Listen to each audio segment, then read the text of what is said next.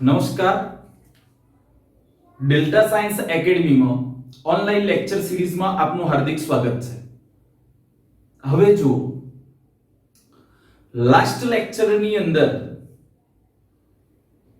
આપણે સૂક્ષ્મ જીવો દ્વારા થતા ઔદ્યોગિક ઉત્પાદનોની અંદર કોની વાત કરી.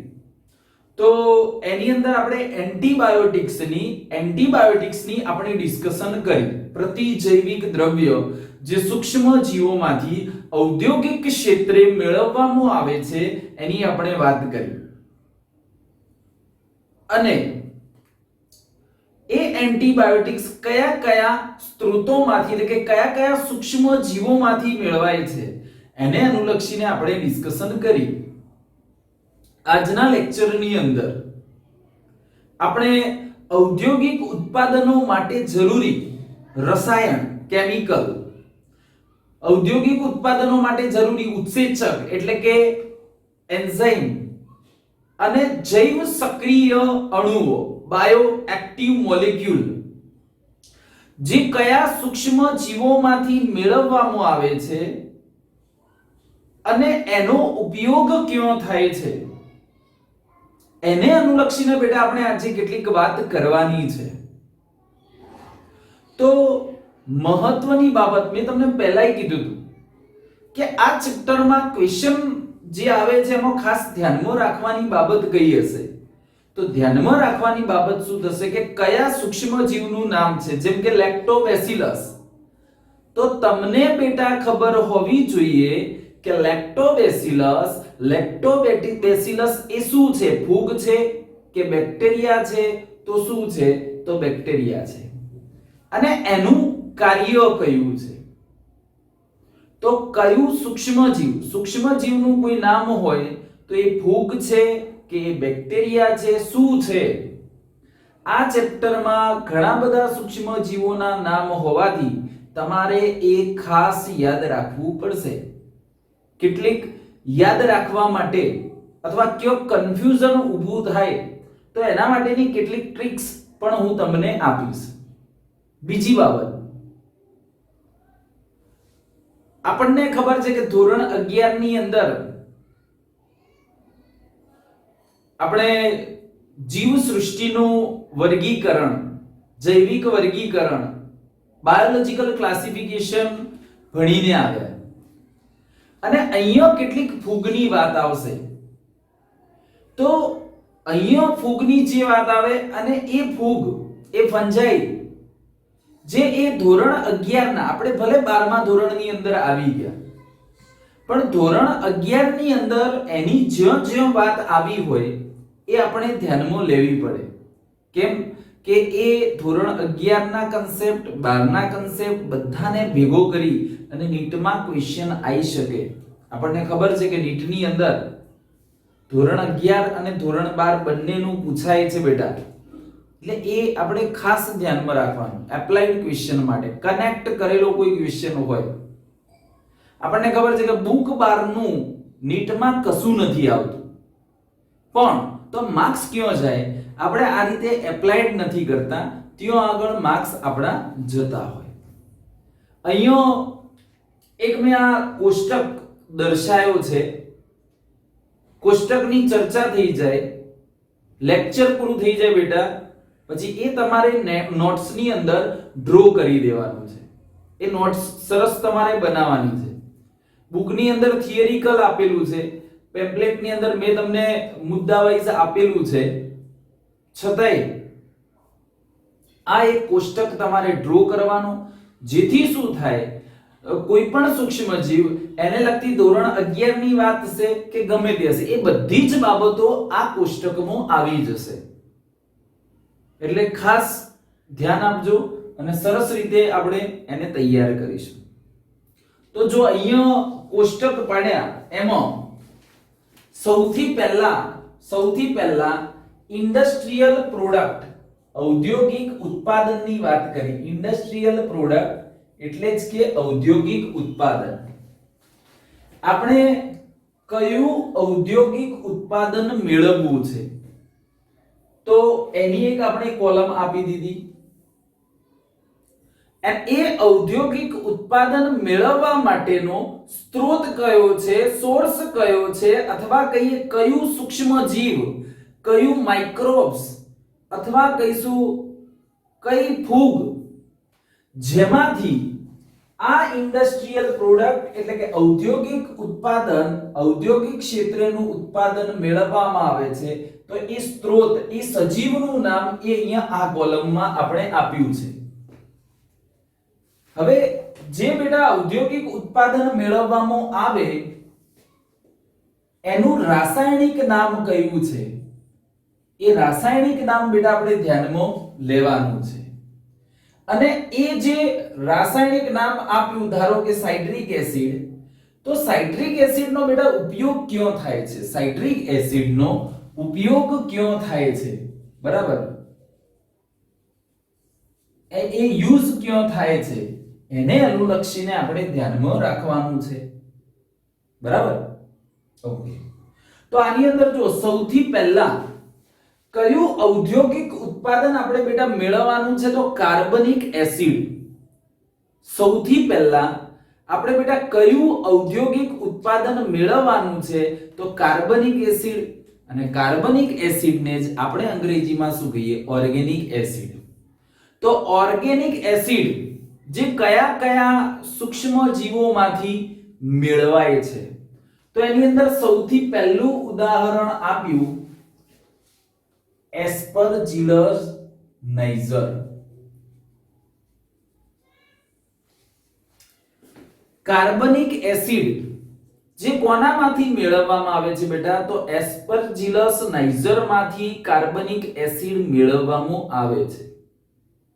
તો હવે તમારા માઇન્ડમાં એક બાબત ક્લિયર હોવી જોઈએ કે એસ્પરજીલસ નાઇજર છે શું. જોજો બેટા, એસ્પરજીલસ નાઇજર એ શું છે, તો એસ્પરજીલસ નાઇજર એ ફૂગ છે. એસ્પરજીલસ નાઇજર એ શું છે, તો એ ફૂગ છે. ધોરણ 11 ના સેકન્ડ નંબરના ચેપ્ટરમાં આપણે ફૂગ સૃષ્ટિ ભણીને આવ્યા, આપણે ફૂગ સૃષ્ટિ ભણીને આવ્યા. તો એના માટે યાદ રાખીશું આપણે કે આ જે એસ્પરજીલસ નાઇજર નામની જે ફૂગ છે, એસ્પરજીલસ નામની જે ફૂગ છે, તો આ જે એસ્પરજીલસ નો સમાવેશ ફૂગ સૃષ્ટિના કયા વર્ગમાં થતો હતો, તો આસ્કોમાઇસિટીસ. કયા વર્ગની અંદર બેટા થતો હતો, તો આસ્કોમાઇસિટીસ વર્ગની અંદર, આસ્કોમાઇસિટીસ વર્ગની અંદર એનો સમાવેશ થતો હતો. એને આસ્કોમાઇસિટીસ માં સમાવિષ્ટ જે ફૂગ હોય એને આપણે શું કહીએ, સેક ફંગાઈ કહીએ, સેક ફંગી કહીએ, કોથળીમય ફૂગ કહીએ, બરાબર. તો આ એસ્પરજીલસ નાઇજર નો સમાવેશ બેટા આપણે યાદ રાખીશું કે કોનામાં, આસ્કોમાઇસિટીસ ફૂગની અંદર એનો શું થાય છે, સમાવેશ થાય છે. ખાસ યાદ રાખજો. હવે આમાંથી શું મેળવાય છે, કયો કાર્બનિક એસિડ મેળવાય છે, કયો કાર્બનિક એસિડ મેળવાય છે, તો આપણે યાદ રાખીશું કે એમાંથી બેટા સાઇટ્રિક એસિડ મેળવાય છે. શું મેળવાય, સાઇટ્રિક એસિડ મેળવાય છે. તો એસ્પરજીલસ નાઇજર નામની ફૂગ, અંગ્રેજી પ્રોનાઉન્સિએશન કરીશું તો એસ્પરજીલસ નાઇગર નામની ફૂગ એ કયા વર્ગમાં સમાવિષ્ટ ફૂગ છે, તો આસ્કોમાઇસિટીસ વર્ગની અંદર એ ફૂગનો સમાવેશ થાય છે. અને એમાંથી શું મેળવાય, તો એમાંથી બેટા સાઇટ્રિક એસિડ મેળવાય છે. એમાંથી શું મેળવાય, સાઇટ્રિક એસિડ. તો તમે પાયાથી ભણતા આવ્યો છો, તમને ખબર છે કે કુદરતી રીતે કહીએ તો સાઇટ્રિક એસિડ કોનામાંથી મળી આવે, સાઇટ્રસ આપણે બોલીએ, સાઇટ્રસ જે ખાટા ફળો હોય કે જેમાંથી શું મળે, સાઇટ્રિક એસિડ મળે, તો એને આપણે શું કહીએ બેટા, એને સાઇટ્રસ તરીકે ઓળખીએ. તો સાઇટ્રિક એસિડ એ નેચરલી એ મળી આવે અને એ આર્ટિફિશિયલી એ બનાવવામાં આવતો હોય. કેમ કે સાઇટ્રિક એસિડ ટેસ્ટ માટે તો મહત્વનો છે જ. ટેસ્ટ માટે તો મહત્વનો છે જ, સ્વાદ માટે. જે ચિપ્સ હોય અથવા અન્ય કોઈ આવું ઔદ્યોગિક ક્ષેત્રે પ્રોડક્શન કરવામાં આવતું હોય એની અંદર તો સાઇટ્રિક એસિડ ઉમેરવામાં આવશે જ ટેસ્ટ મેન્ટેન કરવા માટે. સાથે સાથે સાઇટ્રિક એસિડ કોઈ ડાઘ ધબ્બા હોય એને જો દૂર કરવા હોય તો એના માટે શું થાય તો સાઇટ્રિક એસિડનો ઉપયોગ થતો હોય. એ વીક કાર્બનિક એસિડ છે, નબળું કાર્બનિક એસિડ છે. એટલે તો પહેલાના જમાનાની અંદર લોકો વાસણ માંજવા માટે કોનો ઉપયોગ કરતા તો વાસણ માંજવા માટે લીંબુનો ઉપયોગ કરતા. એ કેમ તો લીંબુની અંદર રહેલ આ જે કાર્બનિક એસિડ હશે એ કાર્બનિક એસિડ શું કરે તો તાંબાના વાસણો હોય, પિત્તળના વાસણો હોય કે જેમનો બહુ વર્ષો સુધી ઘણા સમય સુધી આપણે ઉપયોગ ના કર્યો હોય અને એની ઉપર જે વાતાવરણ સાથે ઓક્સિડેશન થઈ એની ઉપર જે ક્ષાર બાજી ગયો હોય તો બરાબર એનો થોડો રંગમાં ફેરફાર થઈ ગયો હોય તો આનો ઉપયોગ કરી અને શું થાય તો આનો ઉપયોગ કરી અને એ માંજવામાં આવે તો એકદમ કેવા ક્લીન ચળકતા થઈ જશે. મોટે ભાગે ભગવાનની મૂર્તિઓ માંજવા માટે આનો ઉપયોગ બેટા થતો હોય. કોનો? સાઇટ્રિક એસિડનો. એટલે તો તમે કહો એડવર્ટાઇઝની અંદર પણ જોયું હશે કે ધારો કે વાસણ માંજવા માટેના જે સાબુ કે પાવડરની વાત હોય તો ત્યાં પણ લખેલું હશે સ્પષ્ટ કે ભાઈ લીંબુ શક્તિ યુક્ત, આવું લખેલું હશે. તો જેનું રીઝન શું? સાઇટ્રિક એસિડ એ શું કરશે તો એકદમ એને શું કરશે નીટ અને ક્લીન કરી નાખશે માટે. અને કેટલીક ફૂડ પેકેજિંગ ની અંદર ફૂડ બનાવવા માટે પણ એનો ઉપયોગ થતો હોય. આમ ઘણી બધી જગ્યાએ ઔદ્યોગિક ક્ષેત્રે બેટા એનો ઉપયોગ થાય છે. તો આ એક વાત થઈ કોની? કયું? સૂક્ષ્મજીવ એસ્પરજીલસ નાઇઝર. એનો સમાવેશ ફૂગના કયા વર્ગમાં થાય છે? તો આસ્કોમાઇસિટીસમાં થાય. એને જ સેક ફંજાઈ તરીકે ઓળખાય, જેમાંથી બેટા સાઇટ્રિક એસિડ મળી આવે છે. આપણને મળી આવે છે જેનો ઔદ્યોગિક ક્ષેત્રે સાબુ બનાવવા તો ઉપયોગ થાય, ચિપ્સ બનાવી તો ઉપયોગ થાય. આમ ગમે તે જુદા આવા કેટલાય ટોયલેટ ક્લીનર બનાવવું હોય, ટાઇલ્સ સાફ કરવા માટેનું ક્લીનર બનાવવું હોય તો એની અંદર પણ સાઇટ્રિક એસિડનો શું થતો હોય? ઉપયોગ થતો હોય. તો આ વાત થઈ સાઇટ્રિક એસિડ જે આ સૂક્ષ્મજીવમાંથી મેળવવામાં આવે છે. હવે જુઓ આ ફૂગ હતી, આ ફૂગની વાત થઈ એટલે ખાસ યાદ રાખજો કે આ છે શું તો આ ફૂગ છે એ યાદ રાખજો. હવે કાર્બનિક એસિડ મેળવવા માટે કોનો ઉપયોગ થશે? બેક્ટેરિયાનો.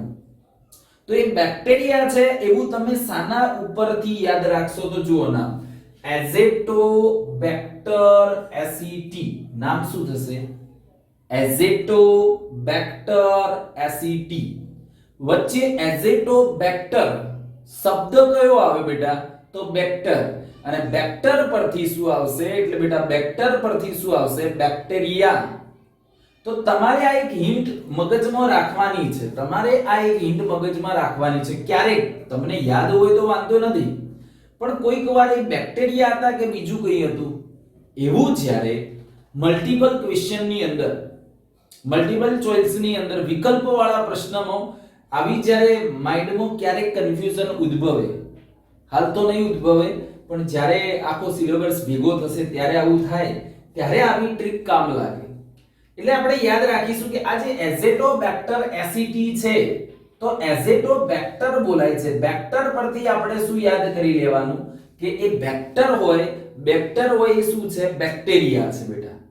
બેક્ટર હોય એ શું છે તો એ બેક્ટેરિયા છે. અને એમાંથી શું મેળવવામાં આવે તો એની અંદરથી એસિટિક એસિડ મેળવવામાં આવતો. એનામાંથી પણ કયો કાર્બનિક એસિડ મેળવાય બેટા? તો એસિટિક એસિડ મેળવાય, જેનો પણ આમ જુદી રીતે ઔદ્યોગિક ક્ષેત્રે શું થાય? ઉપયોગ થાય. હવે એક બીજા બેક્ટેરિયા ક્લોસ્ટ્રીડિયમ બ્યુટીલિકમ. જોજો યાદ રાખજો, આ બધા નામ તમારે 3-4 વાર લખશો ત્યારે યાદ રહેશે. ક્લોસ્ટ્રીડિયમ બ્યુટીલિકમ, ક્લોસ્ટ્રીડિયમ બ્યુટીલિકમ. આ જે બેટા ક્લોસ્ટ્રીડિયમ બ્યુટીલિકમ છે, જો શું બોલાય? બ્યુટીલિકમ. ક્લોસ્ટ્રીડિયમ બ્યુટીલિકમ. બ્યુટી પરથી શું યાદ રાખવાનું? બ્યુટી પરથી શું યાદ રાખવાનું કે આ બ્યુટીલિકમ માંથી કયો કાર્બનિક એસિડ મેળવાય છે? બ્યુટેરિક એસિડ. એમાંથી બેટા કયો કાર્બનિક એસિડ મેળવાય છે? તો એમાં કમ્પલસરી બેટા તમારે યાદ રાખવાનું કે એમાંથી બ્યુટેરિક એસિડ મેળવાય છે. એમાંથી શું મેળવાય છે? તો બ્યુટેરિક એસિડ મેળવાય છે. આ એક બાબત તમે ધ્યાનમાં લેશો. હવે જો એનાથી આગળ વાત કરીએ તો આટલી વાત થઈ. હવે એ બ્યુટેરિક એસિડ નો ક્યાં આગળ? કેન્ડ ફૂડ, જે ડબ્બામાં પેકિંગ જે ફૂડ આવે છે, ડબ્બાની અંદર પેકિંગ જે ફૂડ આવે છે એને સાચવવા માટે, એની સાચવણી માટે આ બ્યુટેરિક એસિડ એમાં શું કરવામાં આવે? ઉમેરવામાં આવે છે. આપણે સ્વિસ ચીઝ જે ભણ્યા ને એની સાચવણી માટે પણ આ બ્યુટેરિક એસિડ એની અંદર પ્રિઝર્વેટિવ તરીકે શું કરવામાં આવે? ઉમેરવામાં આવશે બ્યુટેરિક એસિડ. તો જે ડબ્બામાં પેકિંગ જે ફૂડ હશે, જે ખોરાક હશે એને શું કહેવાશે? Can packing. અને એની અંદર આ બ્યુટેરિક એસિડ શું હોય? ઉમેરેલો હોય. કેમ? સાચવવા માટે. અને આવા ઘણા બધા પ્રિઝર્વેટિવ પેકિંગ ફૂડમાં વાપરવામાં આવતા હોય છે, એટલે તો લાંબા સમય સુધી એ શું રહે? સચવાઈ રહેતા હોય. પ્લસ કેટલીક વાર એ સ્વાદની અંદર અથવા ટેસ્ટની અંદર ઘર કરતા પણ વધારે સારા લાગતા હોય, જેનું કારણ કે આવા કેમિકલનો એમાં શું થતો હોય? ઉપયોગ થતો હોય. બરાબર. અને આ વધુ પડતું કેમિકલ જે આપણા હેલ્થ માટે કેવું છે? તો નુકસાનકારક નીવડે. એક મર્યાદા સુધી બરાબર છે, બાકી વધુ પડતું તો કેવું હશે?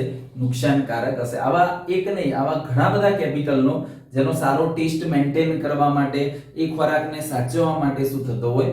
ઉપયોગ થતો હોય. તો આ બાબત યાદ રાખજો. ક્લોસ્ટ્રીડિયમ બ્યુટીલિકમ, એમાંથી બેટા શું મેળવાય? બ્યુટેરિક એસિડ. એ શું છે? એ કેન ફૂડ છે. એ શું છે? કેન ફૂડની સાચવણી માટે બ્યુટેરિક એસિડનો શું થાય? ઉપયોગ થાય. હવે જુઓ, અહીંયા તમને એક ટ્રીક ખાલી યાદ રાખવાની. એસી, એ મીન્સ કે એસ્પરજીલસ નાઇઝર. એ મીન્સ કે શું થશે? એસ્પરજીલસ નાઇઝર. અને સી મીન્સ કે સાઇટ્રિક એસિડ. સી મીન્સ કે સાઇટ્રિક એસિડ. તો અહીંયા જો કોઈ કન્ફ્યુઝન થાય છે તો યાદ રાખવા માટે તમે એવું કરી શકો કે એમાં એસી, એર કન્ડિશનર, એસી, એ ફોર કઈ ફૂગ થશે? એ ફોર ફૂગ થશે એસ્પરજીલસ નાઇઝર. અને સી, સી મીન્સ કે શું થશે? તો સી ઉપરથી તમે સૂક્ષ્મ જીવાણુમાંથી મેળવાતું આ સાઇટ્રિક એસિડનું નામ બેટા યાદ રાખી શકો. ચલો કમ્પ્લીટ. ઓકે. તો એકની વાત થઈ એસ્પરજીલસ નાઇઝર, સેકન્ડ એઝેટોબેક્ટર એસિડી, થર્ડ ક્લોસ્ટ્રીડિયમ બ્યુટીલિકમ એની વાત થઈ. હવે એના પછી આપણા સૌથી જાણીતા અને વારંવાર જેનો આપણે વાતો કરતા હોઈએ એવા લેક્ટોબેસિલસ અથવા લેક્ટિક એસિડ બેક્ટેરિયા. તો એના તો નામમાં જ લખેલું છે બેક્ટેરિયા. એના તો નામમાં જ શું લખેલું? બેક્ટેરિયા. Lactic acid bacteria.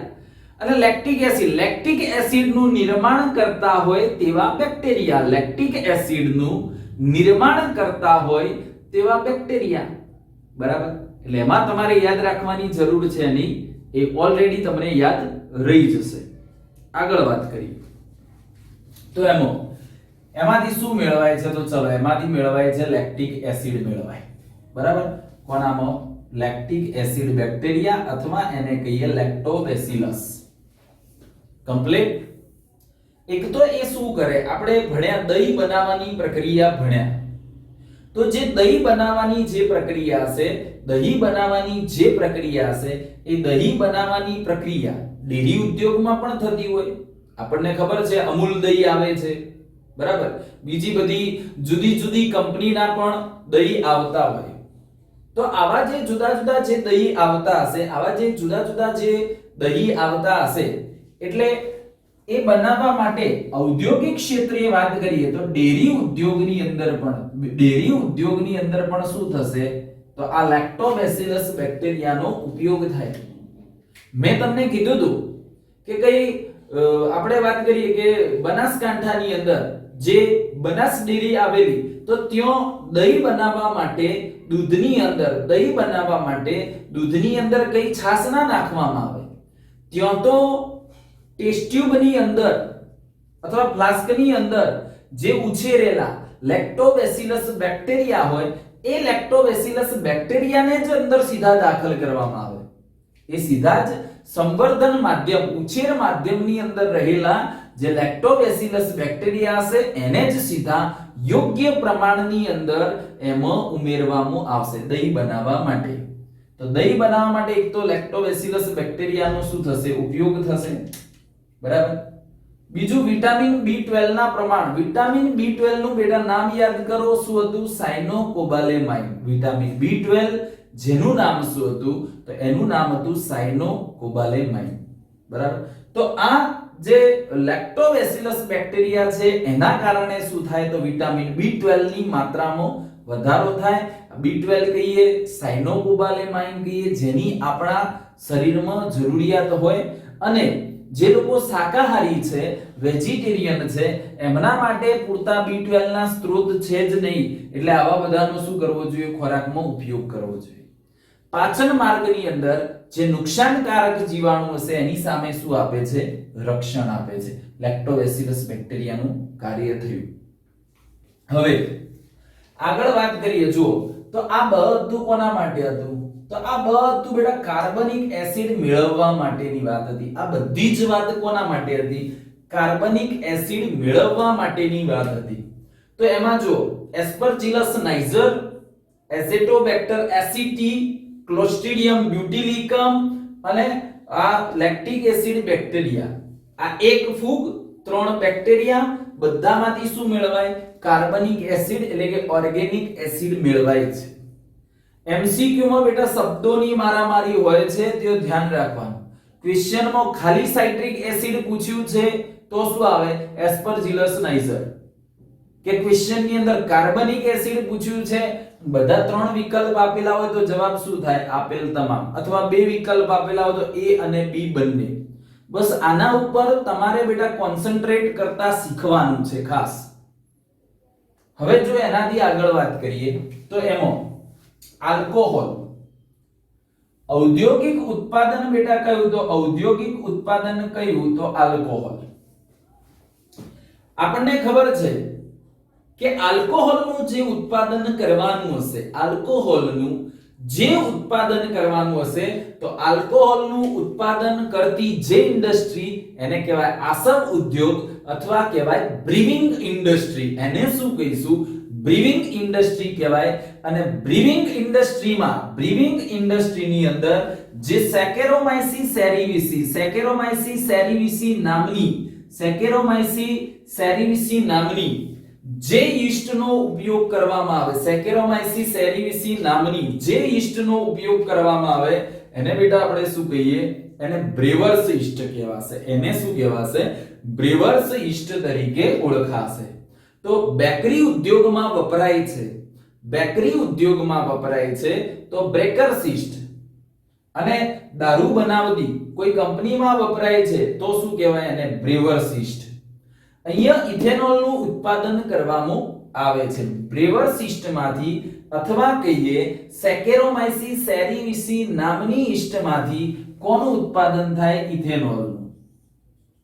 કેમ, આના દ્વારા શું થતું હોય, આલ્કોહોલિક આથવણ થતું હોવાથી. આના દ્વારા આપણે શ્વસન ચેપ્ટરમાં ભણ્યા, શું થાય, આલ્કોહોલિક આથવણ થાય, જેના પરિણામે બેટા શું મળશે, તો જેના પરિણામે શું મળે, ઇથેનોલ મળે. અને આ જે ઇથેનોલ છે એ આપણે આલ્કોહોલિક પીણા અને એના સિવાય પણ આલ્કોહોલ બનાવવા માટે શું થાય, ઉપયોગમાં લેવાશે. હવે એક બીજા ઉત્સેચકની વાત કરીએ, એન્ઝાઇમ. તો એન્ઝાઇમની વાત કરતા હોય એને અનુલક્ષીને તમે કેટલીક વાતો યાદ રાખશો. આપણા શરીરના કોષોમાં થતી બધી જ જૈવિક પ્રક્રિયાઓ જે કોના દ્વારા થશે તો આપણા શરીરમાં ઉત્સેચકો દ્વારા થતી બધી જ જૈવિક પ્રક્રિયાઓ જે ઉત્સેચક એટલે કે એન્ઝાઇમ દ્વારા થાય એને શું કહેવાય? એને બાયોકેટાલિસ્ટ તરીકે પણ ઓળખાય. એને શું કહીએ? બાયોકેટાલિસ્ટ તરીકે પણ ઓળખવામાં આવશે. તો જે ઉત્સેચક હોય એના માટે બીજો એક એપ્લાઈડ ક્વેશ્ચન યાદ રાખો. તો એની અંદર એવું પૂછાય કે શું બધા જ ઉત્સેચકો ઓલ એન્ઝાઇમ આર પ્રોટીન? તો ખોટું. બધા જ ઉત્સેચકો પ્રોટીન નથી અથવા બધા જ ઉત્સેચકો પ્રોટીનના બનેલા હોતા નથી. પણ એવું જો બોલવામાં આવે છે કે મોટા ભાગના ઉત્સેચકો, જોજો બેટા, મોટા ભાગના ઉત્સેચકો જે કોના બનેલા હોય છે તો મોટા ભાગના ઉત્સેચકો પ્રોટીનના બનેલા હોય છે અથવા પ્રોટીન છે. કેમ કે કેટલાક કોના તો જે કહેશું રિબોઝાઇમ જેવો જે ઉત્સેચક છે જે કોનો બનેલો છે? જે ન્યુક્લિક એસિડનો બનેલો છે. તો બે શબ્દોની મારામારી યાદ રાખશો. આની અંદર તમને ઉત્સેચકોની વાત કરી હોય, એન્ઝાઇમની વાત કરી હોય તો એન્ઝાઇમ એ શું છે બેટા? તો એન્ઝાઇમ એ બાયોકેટાલિસ્ટ છે. તો એમાં લખ્યું કે ઓલ એન્ઝાઇમ આર પ્રોટીન, બધા જ ઉત્સેચકો પ્રોટીન છે. તો ખોટું. એ વિધાન કેવું થઈ જશે બેટા? ખોટું. જ્યારે મોસ્ટ એટલે કે મોટા ભાગના ઉત્સેચકો પ્રોટીન છે તો સાચું, કેમ કે મોટા ભાગના ઉત્સેચકો, બધા નહીં પરંતુ મોટા ભાગના જે ઉત્સેચકો છે, જે મોટા ભાગના ઉત્સેચકો તો કોના બનેલા હોય? તો મોટા ભાગના ઉત્સેચકો જે છે એ કોના છે? એ પ્રોટીનના બનેલા છે. આ યાદ રાખીશું. કમ્પ્લીટ? ઓકે. તો અહીંયા એક ઉત્સેચકની વાત કરી છે, કયો? લાઇપેઝ. કયા સૂક્ષ્મજીવમાંથી મેળવવામાં આવે છે એ કોઈ ડિસ્કસ નથી, આપણે યાદ રાખવાની જરૂર નથી. ઘણી બધી રીતે મેળવી શકાય. તો લાઇપેઝ છે. તો તમને કોઈ એવું કહે કે લાઇપેઝ શું છે? પ્રોટીન છે, લિપિડ છે, શું છે? તો લાઇપેઝ એ પોતે શું છે? તો બેટા લાઇપેઝ એ પોતે એક પ્રકારનો ઉત્સેચક છે. અને લાઇપેઝ હશે તો એ લાઇપેઝ જે લિપિડનું પાચન કરવા માટે શું હોય? જવાબદાર હોય. જે લાઇપેઝ હશે એ લિપિડનું પાચન કરવા માટે શું હોય? જવાબદાર હોય. અને ઉત્સેચક છે એટલે તો કોનો બનેલો હશે? તો ઉત્સેચક છે એટલે એ પણ કોનો બનેલો હશે? પ્રોટીનનો જ બનેલો હોય. તો આવા લાઇપેઝ ઉત્સેચકનો ઉપયોગ શું થાય? તો જો આપણે દહીં બનાવતા શીખ્યા, બરાબર? હવે નવું શીખીએ, કપડા ધોતા. તો એની અંદર જુઓ ડિટર્જન્ટ આવે, પાવડર આવે, અને હવે તો લિક્વિડ પણ આવે છે કપડા ધોવા માટે. તો કપડા વોશ કરવા માટે જે ડિટર્જન્ટ કે જે લિક્વિડ આવે છે એની અંદર શું હોય? તો એ ડિટર્જન્ટ કે એ લિક્વિડની અંદર ઉત્સેચક આવેલો હોય. એ ડિટર્જન્ટ કે એ લિક્વિડની અંદર બેટા ઉત્સેચક આવેલો હોય. એટલે જો કોઈ પણ એડવર્ટાઈઝની અંદર તમને સલાહ શું આપવામાં આવે છે? તો કપડાને પાવડરની અંદર થોડાક સમય સુધી પલાળી રાખવાના. કપડાને પાવડરની અંદર થોડાક સમય સુધી બેટા પલાળી રાખવાના. કેમ આવું? તો કપડાને થોડાક સમય સુધી એટલા માટે પાવડર વાળા પાણીમાં પલાળી રાખવાના કે જેથી ડિટર્જન્ટ એટલે કે પાવડરમાં રહેલા જે ઉત્સેચકો હશે, એ કપડામાં રહેલા મેલને શું કરશે? દૂર કરશે. એ કપડામાં રહેલા મેલને શું કરશે? તો દૂર કરશે. બરાબર? માટે હવે લિક્વિડ કેમ યુઝ કરવામાં આવે? તો લિક્વિડમાં શું થાય કે ઉત્સેચકો તરત જ કાર્યરત થાય. જ્યારે પાવડરને અમુક સમય સુધી તમે પાણીમાં પડ્યા રાખો, એમાં કપડા પડ્યા રાખો તો ઉત્સેચકો કાર્ય કરશે અને કપડામાં રહેલો મેલ શું કરે? દૂર કરે. તો આમ જે ડિટર્જન્ટ છે એની અંદર લાઇપેઝ જેવા ઉત્સેચકોનો શું થાય? ઉપયોગ થાય. કેમ? તો ધારો કે કોઈ કપડા ઉપર તેલના ડાઘ પડ્યા છે. તેલ એ શું છે? લિપિડ છે. તો આવા તેલનું શું કરવું પડે? તેથી પાચન કરવું પડે, તો એ છૂટવું પડે. તો તેલનું પાચન એ કોના દ્વારા થશે? તો ડિટર્જન્ટમાં રહેલા, પાવડરમાં રહેલા ઉત્સેચકો દ્વારા થશે. બરાબર છે? એટલે લાઇપેઝનો ત્યાં શું થાય? ઉપયોગ થતો હોય. બીજી બાબત કે જે લોન્ડ્રી વાળા હશે, એટલે કે ધોબી હશે, જે કપડા ધોતા હશે, તો એ પાવડર કરતા પણ આવું લિક્વિડ કે એનો શું કરે? ઉપયોગ કરે. એની અંદર એ શું આવેલું હોય? લાઇપેઝ આવેલું હોય. જેથી જે ડાઘો, જે ડાઘ, જે ધબ્બા, જે તેલી ધબ્બા, તૈલી બિંદુઓ જે સરળતાથી દૂર થતા ના હોય, જે સરળતાથી બેટા દૂર થતા ના હોય, એ ઉત્સેચકની મદદથી એકદમ સરળતાથી શું થઈ જશે? દૂર થઈ જશે. તો આમ લોન્ડ્રી અને ડિટર્જન્ટની અંદર પણ લાઇપેઝ ઉત્સેચકનો શું થતો હોય? ઉપયોગ થતો હોય. હવે જો એક બીજા બે ઉત્સેચકની વાત કરીએ છીએ, પેક્ટિનેઝ ઉત્સેચક અને બીજો પ્રોટીએઝ ઉત્સેચક.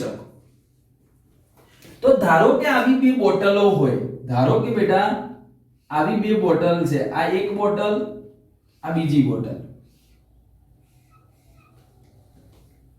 હવે એવું કરવામાં આવે કે એકની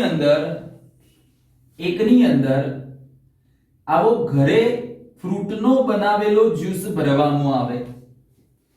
જ્યારે બહારથી એટલે કે બજારથી ફ્રૂટ જ્યુસની, ફળોના રસની એક તૈયાર બોટલ લાવવામાં આવી ઘરે. તો આ બંનેમાં થોડો ફરક હશે.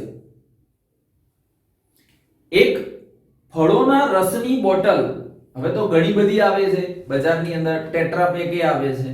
તો એક બજારથી ફળોના રસની બોટલ લાવવામાં આવે અને એકમાં ઘરે બનાવેલો રસ હોય. તો ઘરે બનાવેલો રસ હશે ને, એ બધો એક સરખો નહીં હોય, બરાબર? એક જ સમાન બધે લિક્વિડ જોવા નહીં મળતું હોય.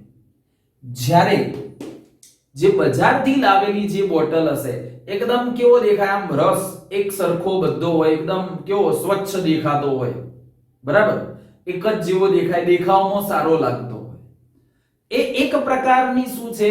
તો એ જે જ્યુસની જે કંપની છે, એ જ્યુસ કંપનીની માર્કેટિંગ સ્ટ્રેટેજી છે કે ભાઈ બહારથી એનું લુક, આમ મોલમાં જઈએ અને ફળોના રસની બોટલ પડી હોય અને બહારથી તમે જુઓ તો તમને લેવાની ઈચ્છા થઈ જાય, એવો એક સમાન જ્યુસની બોટલ હશે. તો આવું કેમ હોય? ઘરે કેમ બધું એક સરખું રહેતું નથી? થોડુંક ધૂંધળા જેવું બધું બની જતું હોય. અને બહારથી એટલે કે બજારથી જે ફળોના રસની બોટલ લાવવામાં આવે, તો એ ફળોના રસની બોટલની અંદર બેટા, એ ફળોના રસની બોટલની અંદર શું થઈ જાય? તો એ બધું બજારથી લાવી તો એક સરખું હશે, આમાં એક સરખું નહીં હોય, એક સમાન નહીં હોય. તો આવું કેમ?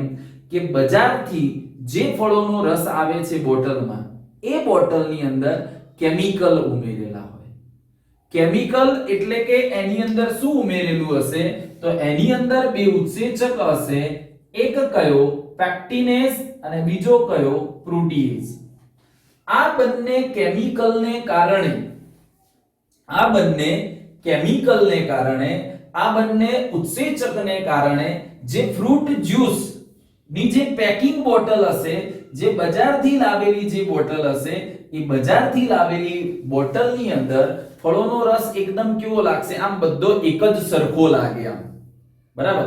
એ પાતળો હશે તો કેવો એક જ સમાન હશે. એવું નહીં હોય કે કોઈ એક જગ્યાએ વધારે ઘટ્ટ જાડો ભેગો થઈ ગયો હશે ને અડધો અલગ હશે ને, એવું બધો કેવો હશે? એક જ સમાન. પણ આવું કરવા માટે એમને અંદર શું ઉમેરેલું છે? તો અંદર શું ઉમેરેલા છે? ઉત્સેચક ઉમેરેલા છે. કયા ઉત્સેચક ઉમેરેલા છે? તો એની અંદર પેક્ટિનેઝ અને પ્રોટીએઝ ઉત્સેચકો ઉમેરેલા છે. કમ્પ્લીટ. ઓકે, હવે જો ઉત્સેચકની વાત આપણે અહીંયા આગળ કરી, હવે આગળ વાત કરીએ સ્ટ્રિપ્ટોકોકસ. આમાં મહત્વનું એમસીક્યુ માટે યાદ રાખવાનું, આ સ્ટ્રિપ્ટોકોકસ કેવા હશે? જો કોકસ મેં તમને સમજાય, કોકસ એટલે આવા ગોળાકાર બેક્ટેરિયા, અને સ્ટ્રિપ્ટો મીન્સ કે ચેઇન. આવી એક ચેઇન બનાવી, આવી બેટા એક ચેઇન બનાવી અને કોકસ બેક્ટેરિયા ગોઠવાયેલા હશે. એક ચેઇન બનાવી અને સોરી, જો આ કોકસ બેક્ટેરિયા ગોઠવાયેલા હશે, તો જો એક ચેઇન બનાવી અને જો કોકસ બેક્ટેરિયા ગોઠવાયેલા હોય તો આવા બેક્ટેરિયાને બેટા શું કહેવાય? તો એને સ્ટ્રિપ્ટોકોકસ. સ્ટ્રિપ્ટો એટલે ચેઇન, સ્ટ્રિપ્ટો એટલે ચેઇન, એને જ શું કહેવાશે? એને સ્ટ્રિપ્ટોકોકસ તરીકે ઓળખાશે. પણ એક યાદ રાખજો એમાં ખાસ, એ કેવા હશે?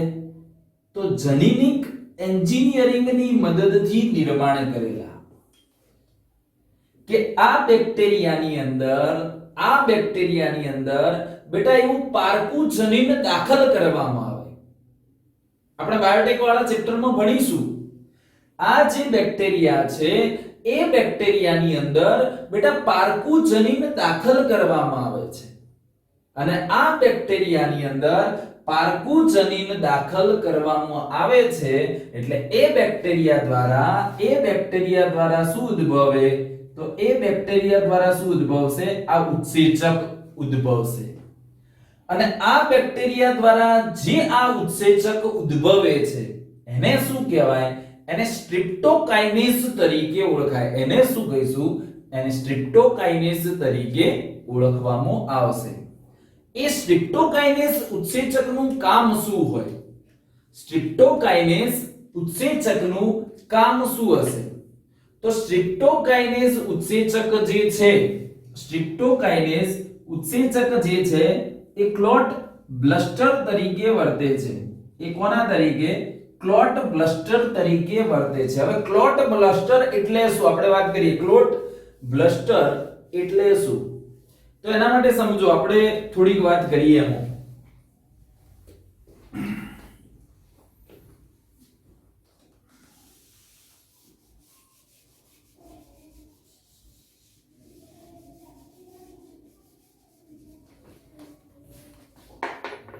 તો જુઓ, ધારો કે બેટા અહીંયા કઈ છે? તો આ એક રુધિર વાહિની છે. આ શું છે? તો આ એક બેટા રુધિર વાહિની છે.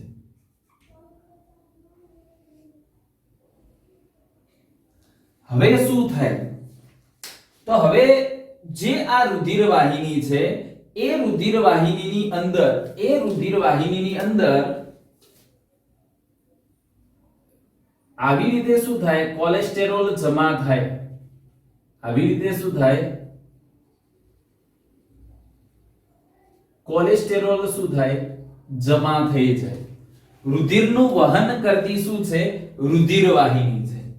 તો આવી રીતે એની અંદર પેલું કોલેસ્ટેરોલ જમા થતા, કોલેસ્ટેરોલમાં બે આવે, એક ગુડ કોલેસ્ટેરોલ આવે, એક બેડ કોલેસ્ટેરોલ આવે.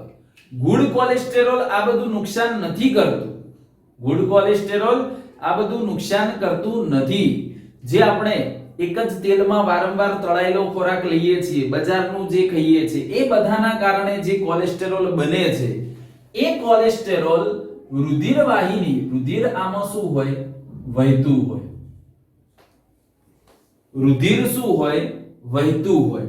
જે લોહી વહેતું હોય, લોહીનું વહન કરતી, રુધિરનું વહન કરતી રુધિર વાહિની, એ જે રુધિર વાહિની હશે, એ રુધિર વાહિનીની અંદર શું થાય?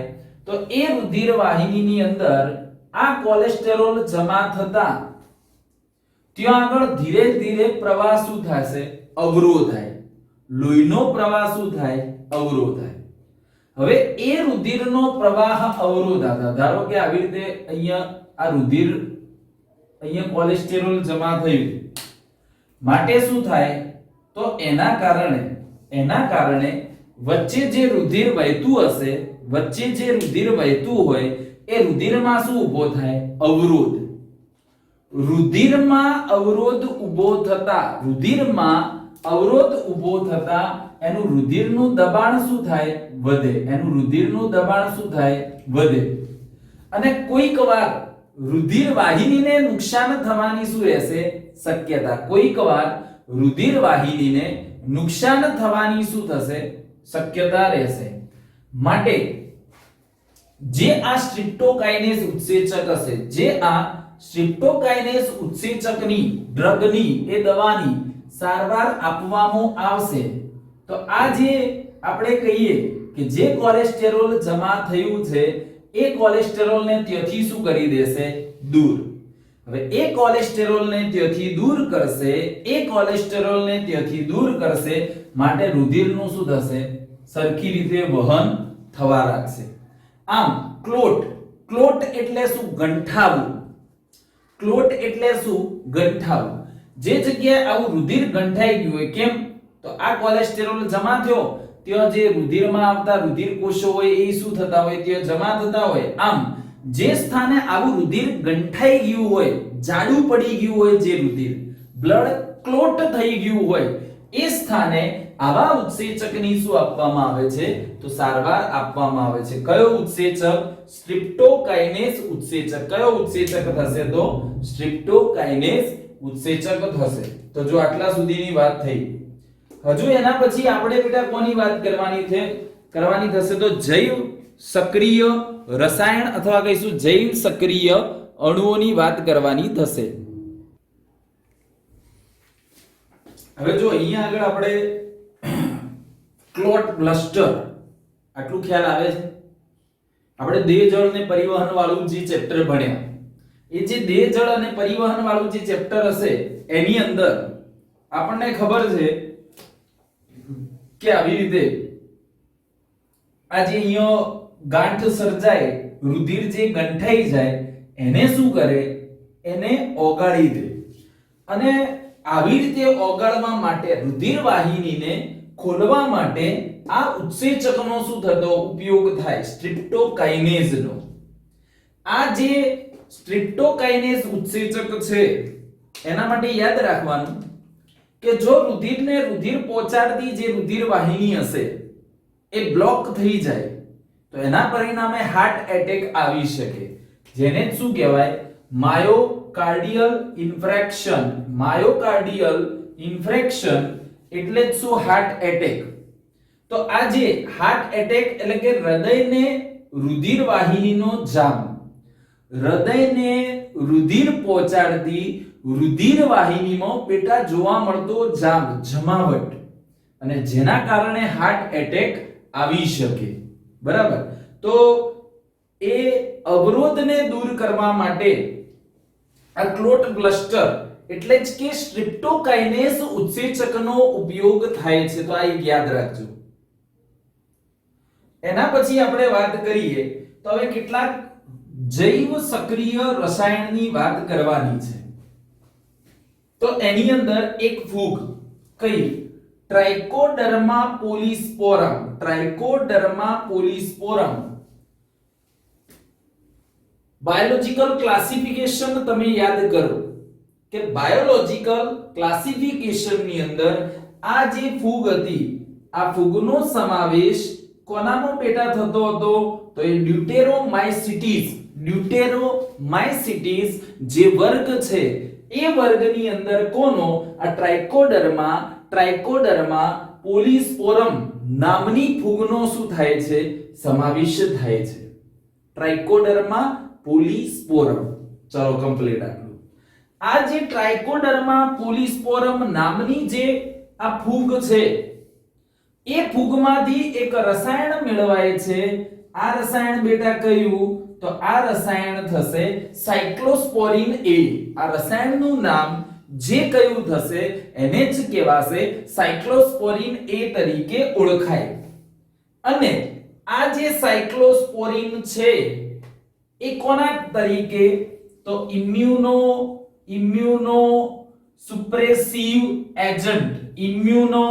સુપ્રેસિવ એજન્ટ તરીકે વર્તે. હવે ખાસ ધ્યાન આપજો, સરસ રીતે બેસજો. ઇમ્યુનો સુપ્રેસિવ એજન્ટ એટલે શું? તો રોગ પ્રતિકારક શક્તિ ઘટાડનાર ઘટક. રોગ પ્રતિકારક શક્તિ બેટા ઘટાડનાર ઘટક. આ રોગ પ્રતિકારક શક્તિ ઘટાડનાર જે ઘટક હોય એને જ કહીશું ઇમ્યુનો સુપ્રેસિવ એજન્ટ તરીકે ઓળખાય. રોગ પ્રતિકારક શક્તિ માટે બેટા કોણ જવાબદાર હોય? તો આપણા શરીરમાં એન્ટીબોડી બનતી હોય. બહારનો કોઈ સૂક્ષ્મ જીવ દાખલ થાય એટલે એના વિરોધી શું બનતી હોય? એન્ટીબોડી. તમે રોગોવાળા ચેપ્ટરની અંદર ભણશો કે આવી શું બને? આવી એન્ટીબોડી બને છે. આવી જે એન્ટીબોડી બને છે તો શું થાય? ઓર્ગન ટ્રાન્સપ્લાન્ટેશન કરવાનું, અંગ પ્રત્યારોપણ કરવાનું હોય. અંગ પ્રત્યારોપણ એટલે કે ધારો કે મારી કિડની, ધારો કે છોટા ભીમની કિડની બગડી ગઈ. એક કિડની બગડી જાય તો ચાલે, પણ જો બંને કિડની બગડી જાય તો એવા કિસ્સામાં કોઈ એના નજીકના સગાવાલાની કિડની લેવી પડે.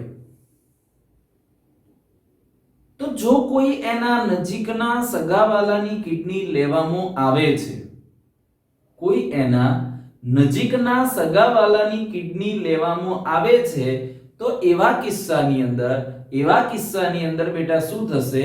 તો એવા કિસ્સાની અંદર આપણું શરીર એને પારકું ગણે. એટલે એના વિરોધી આપણા શરીરનું રોગ પ્રતિકારક તંત્ર, આપણા શરીરની ઇમ્યુનો સિસ્ટમ એ શું કરે? એના વિરોધી આવી એન્ટીબોડી બનાવે. આપણે ભણીશું ડિસીઝ વાળું ચેપ્ટર છે એની અંદર. તો આવી જે એન્ટીબોડી બનાવશે એ એન્ટીબોડી શું કામ કરે? તો એ એન્ટીબોડી કિડની ઉપર હુમલો કરે. આપણા રોગ પ્રતિકારક તંત્ર એ બહારથી શરીરમાં દાખલ કરેલી જે કિડની છે, જે મૂત્રપિંડ છે એના ઉપર હુમલો કરશે. અને એ કિડની ઉપર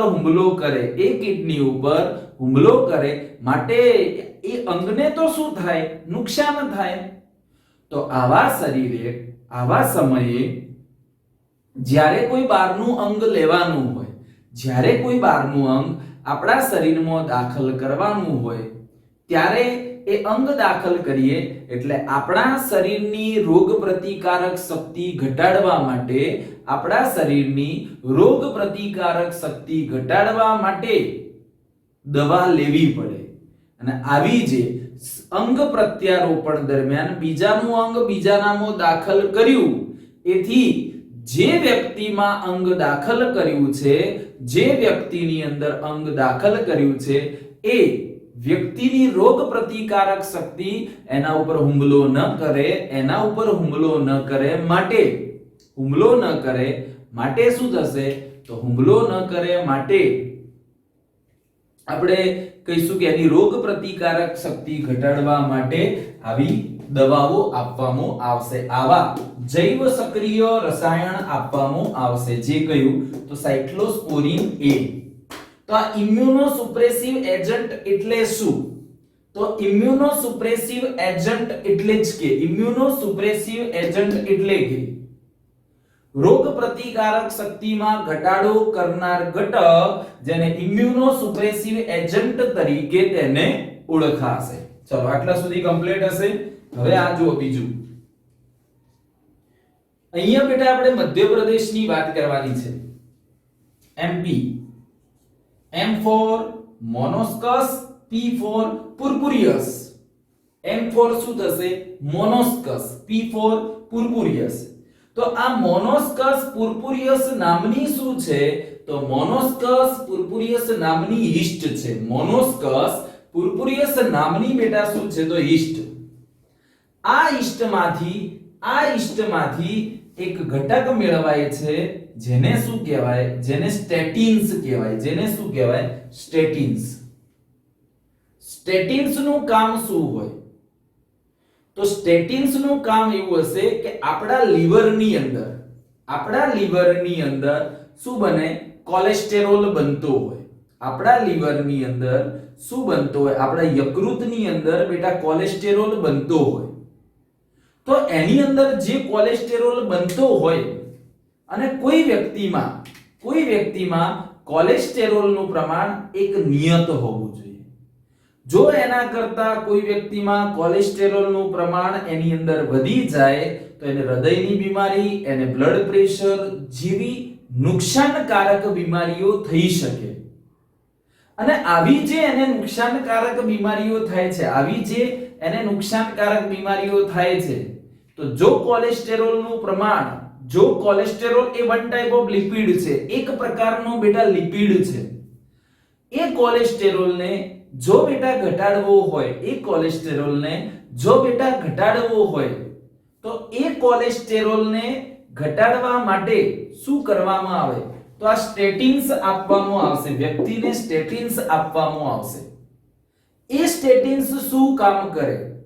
તો યકૃતમાં કોલેસ્ટેરોલના સંશ્લેષણ માટે, કોલેસ્ટેરોલના નિર્માણ માટેના જે ઉત્સેચકો હશે, કોલેસ્ટેરોલના સંશ્લેષણ માટેના જવાબદાર જે ઉત્સેચકો હશે એ ઉત્સેચકોને શું કરે? સ્પર્ધાત્મક અવરોધ કરે. તમે બાયોમોલેક્યુલમાં ભણ્યા સ્પર્ધાત્મક અવરોધ. તો એ ઉત્સેચકોને શું કરશે? સ્પર્ધાત્મક અવરોધ કરે. બરાબર? એટલે એ ઉત્સેચકોનું નિર્માણ થશે નહીં. હવે એ ઉત્સેચકોનું નિર્માણ ના થાય, કોલેસ્ટેરોલનું સંશ્લેષણ માટેના જવાબદાર ઉત્સેચકોનું નિર્માણ થતું નથી, તો આવા કિસ્સાની અંદર કોલેસ્ટેરોલ બનવાનો નથી. અને કોલેસ્ટેરોલ નહીં બને તો ઓટોમેટિકલી એનું પ્રમાણ શું થશે? ઘટવા લાગશે. આમ બ્લડ કોલેસ્ટેરોલ લોવરિંગ એજન્ટ